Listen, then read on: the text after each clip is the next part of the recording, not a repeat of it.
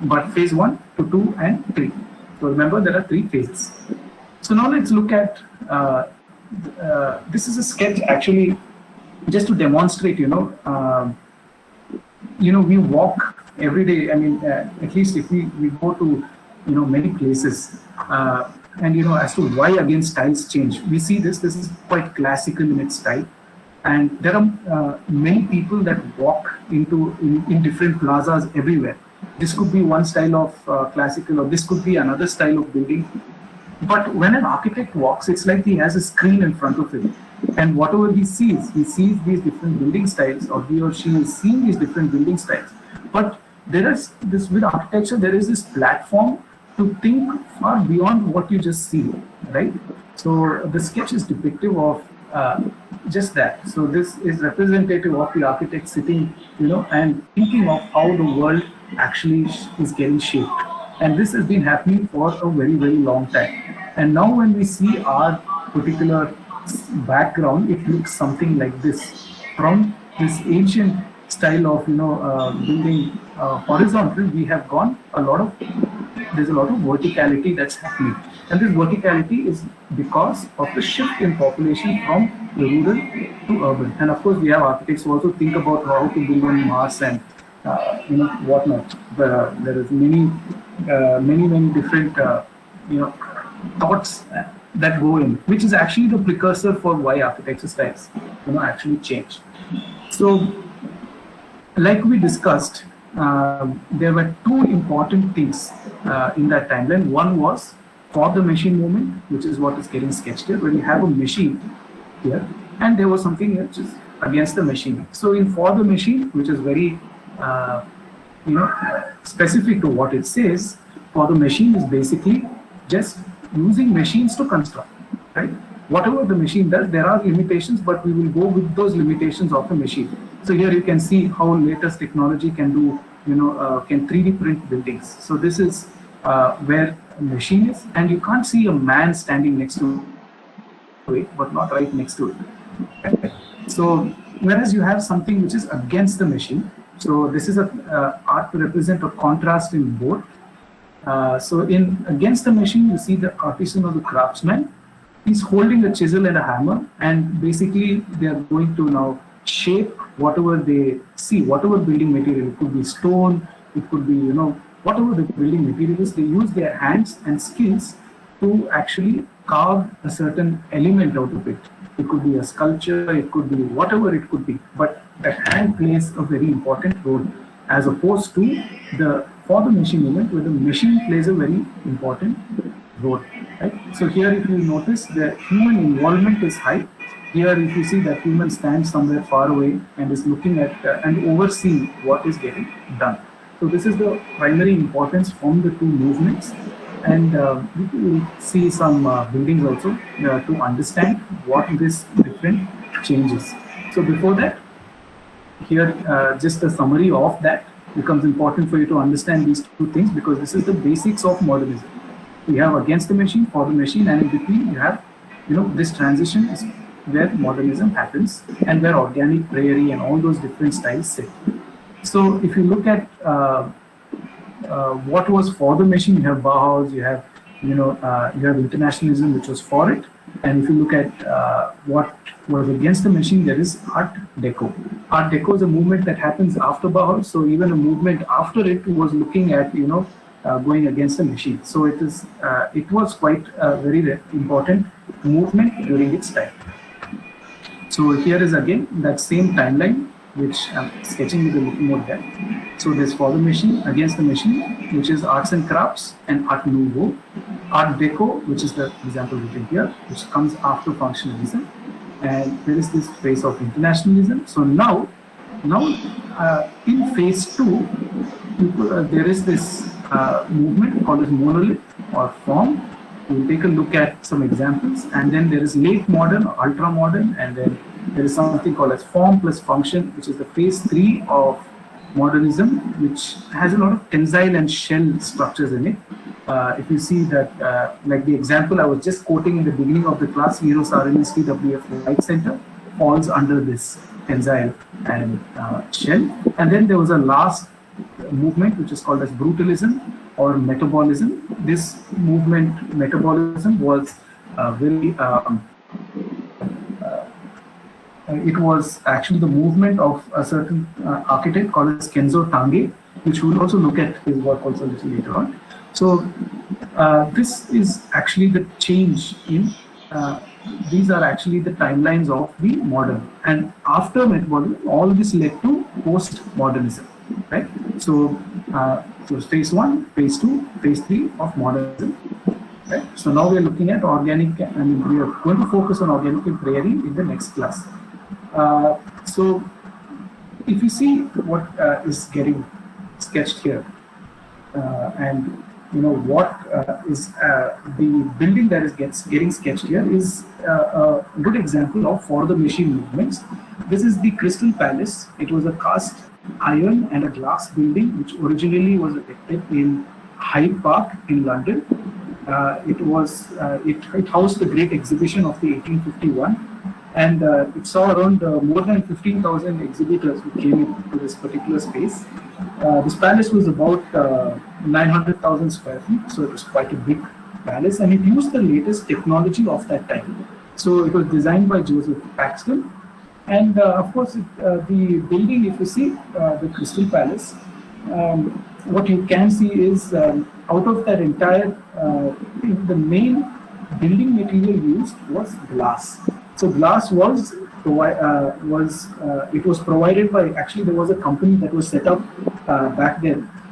It was the Chance Brothers Glass Works in Smithfield in Birmingham. So that was one of the first glass companies to come up in the world, and they were actually the only glass works actually at that point in time that were capable of fulfilling 900,000 square feet of glass. So I mean, that's the scale. The entire, the square footage was 900,000, and they needed 900,000 square foot of glass. So that's amount of it. That is what we call as mass production.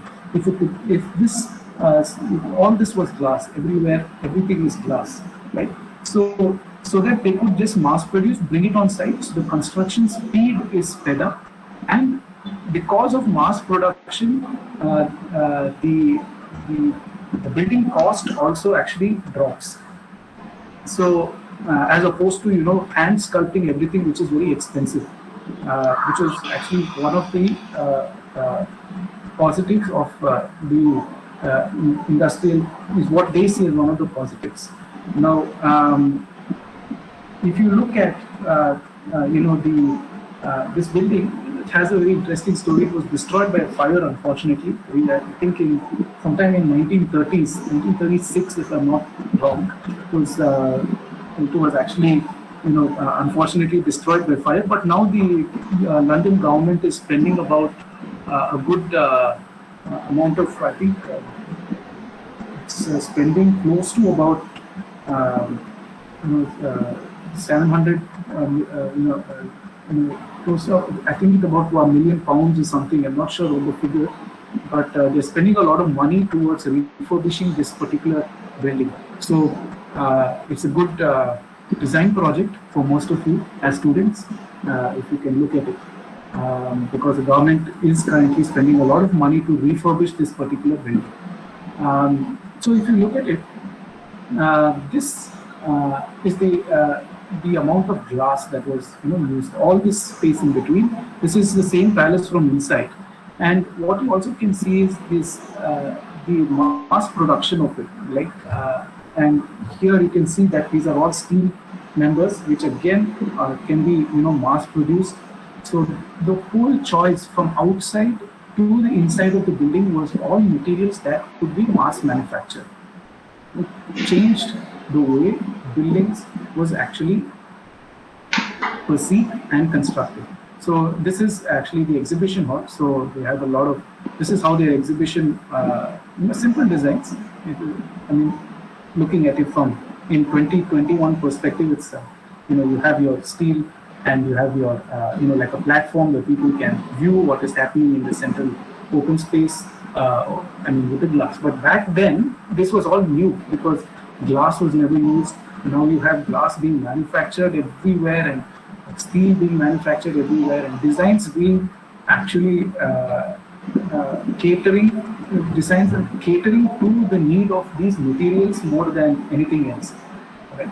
So this is something that was during the for the machine movement.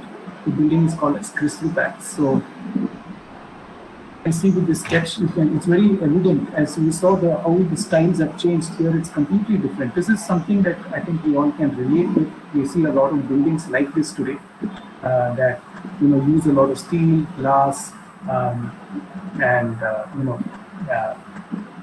the current building technology. So this was very typical of the for the machine movement. When you look at against the machine movement, you will see an exact opposite of this sketch. Here you can see how everything has a certain symmetry, it has a certain, there's a repetition of materials, and there's a repetition. It's not like this curve is changing here. They're all very, repetitive in form. But when you look at against the machine movement, this is Antonio Gaudi's project. This is one of my favorite architects, I think, easily. But you look at this. This is Sagrada Familia. This is the building. This building is it has a very interesting story. It was started. I think it's an unfinished building. It's an unfinished Roman Catholic basilica, and I think it was started uh, during Antonio Gaudi's time. So Antonio Gaudi actually designed this particular building, and it was started way back, I think, in the 1930s itself. It was started back in the 1930s, and even till today, this is 2021, the construction is still going on, and the building is set to be completed by 2026, and it has been postponed because of COVID. So this is a building that represents the movement because it's Antonio Gaudi's design was quite complicated for people to perceive. That even with technology, they're finding it difficult to replicate what his dream was. And this is very representative of Art Nouveau movement, right? Here you can see that there is no there is like change in every even the columns. It's not like straight in one line. There is broader here, narrow here, broader there, and it's twisting, turning, and there's this whole. You can see it looks itself like a piece of art. So this Sagrada Familia is a very interesting building. Now they're using advancements in technology like computer-aided design and computerized numeric control, which is called as CNCs, which is having a faster progress, and they're able to get some output out of what Antonio Gaudi's thought was. But just imagine the brain of that particular architect in the 1930s to actually design a building which is still under construction in 2021. So that was the against the machine movement, where you're for the human craft.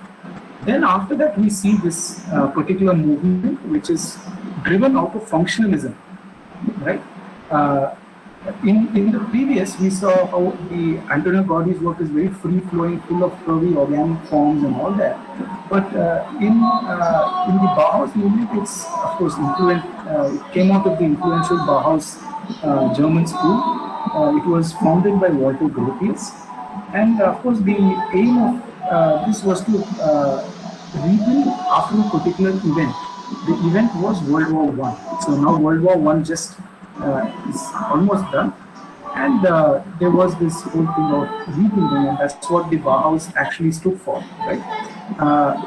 If you look at Bauhaus, it actually blurred the lines between the use of arts and crafts technique, and just maintained simple aesthetic standards by mass production, industrialization, and all those things what we discussed in industrial revolution movement, right? So some of the important features of the Bauhaus is asymmetry, flat roofs, glass curtain walls, and smooth facades. Right? There's also a lot of geometrical forms such as triangles, squares, and circles that was actually used. So then we have this Prairie style. In the Prairie style, it is inspired by the landscape of a certain Midwestern prairie landscape. So we'll take a look at these movements in depth. Just as an overall, here you can see how the style is changing, but it's more horizontal. You can see there's a lot of cantilever, and this is the wall here, and this is the cantilever. It's coming out, and you can see the emphasis on horizontality. Now, the emphasis of horizontality, open floor plan, was also there in the Chicago style. We will look at it in depth in the next class when we go more in depth for each particular movement. But just as a stylistic perspective, just understand how things have actually changed. And after Prairie, we saw the advent of the this is the Villa Savoy, which you will also study, Le Corbusier. This is internationalism movement. Now, in internationalism, you start to notice that they use the latest material, whatever it is, and they use it in excess. And there is this. They believed in a dominant style that all throughout the world we need to follow one style of design. So that was internationalism. Of course, there's a lot of repetition and mass production. Some of the points are very similar, but the design style is different. Right? They used whatever the in material was, they used it a lot. And then post it was Art Deco. Art Deco went back to against the machine, but it combined for the machine as well. So both of it together was Art Deco, where they recognized the importance of machines and they recognized the importance of hand, which is artisans and craftsmen, and said we need to do both, machines to mass produce and hand to bring certain design element into the building. So this is the Chrysler building. This is a skyscraper. So notice how the building form is only going higher and higher and higher, right? So this is because of that population influx. So because of that, you are starting to see the change in form, which is what is functionalism, right? Which is also there in Chicago movement. We look at it when we look at Prairie. So this is the hand weaving element that Chrysler, Chrysler Tower.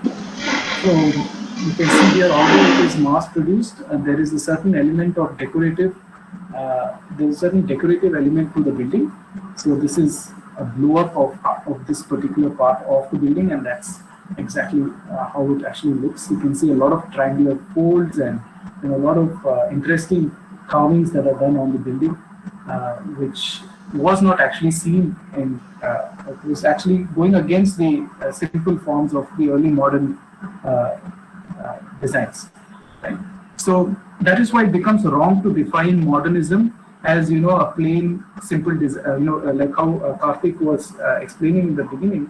That this is where it becomes wrong to say modernism is only plain designs. There's a lot of movements in modernism as well which went against the machine, but they also combined everything. So the best way to put modernism is to put it with its time. So post the Industrial Revolution, right, which focused on functionalism, and then we explained the phase 1, 2, 3 of modernism. That's the best. That's a much better and more professional way to express what really modernism is, because there are movements that did do a lot of highly decorative, designs in the modern timeline as well. So after Art Deco, we actually started to see the tensile and shell. So this is where it becomes a little more predominant for you when you look at the work of Eero Saarinen. And when you look at his buildings, they are not simple by any chance, right? They're very, very curvy, and you're using concrete as a material to get curves now. This, of course, this represents a bird that's flying, and the shape of the building itself is quite a task to actually to achieve. So there's a lot of use of technology here to get that shell structure, right? So a lot of complex forms were also part of the modern era. So hyperbolic, parabolic, saddle shapes, as you can see here, right? So this is where it becomes wrong to actually define modernism as putting modernism in one bracket. Then the last phase, which was inspired by Kenzo Tange, and actually came out of the CIM. CIM is the Congress International Modern name. It's a movement that is quite famous. So here you have a central shaft. So here it's about services, right? So you see that this central portion is like service oriented, and you have, these different forms that are coming out of this particular movement. They believed in a very different style of architecture itself. We'll take a look at it when we go in depth with Kenzo Tange.